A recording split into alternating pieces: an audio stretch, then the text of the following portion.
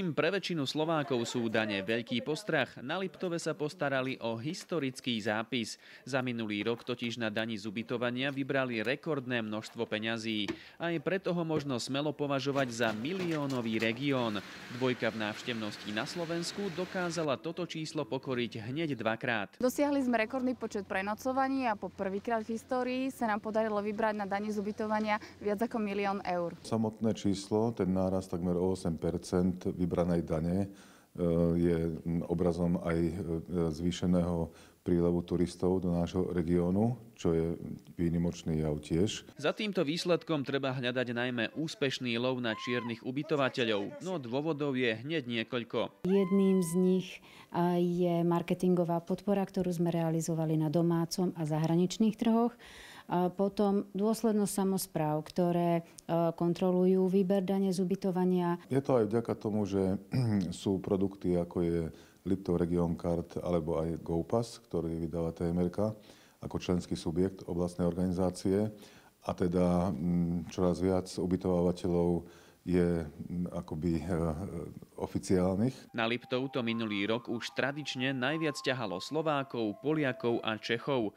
Slovensko sa totiž stalo zaujímavou alternatívou pre každého, koho odradila situácia v zahraničí. Keď si porovnáva možno niektoré regióny s možnosťami využitia voľného času a návštevy rôznych atrakcií, ktoré sú k dispozícii v blízkom okolí, tak ten náš región je asi špička. Ak sa pridá aj počasie, o úspech je postarané. Minuloročná sezóna bola aj v tomto ohľade jedinečná. Neviem, či bola miliónová, ale bola to jedna z najlepších sezón, odkedy fungujeme v hotelierstve. Na Liptove sa tak opäť potvrdilo, že ťahať za jeden povraz prináša viac ovocia ako hrať sa na vlastnom piesku. Len touto spoluprácou môžeme prísť tomu spoločnému úspechu a ide nám o to, aby sme pritiahli klienta. No a každý hosť, o to viac, keď je aj spokojný, prináša zlato do spoločného mešca. Pre nás to ale pre oblastnú organizáciu znamená to, že v budúcnosti môžeme získať vyššiu dotáciu od štátu a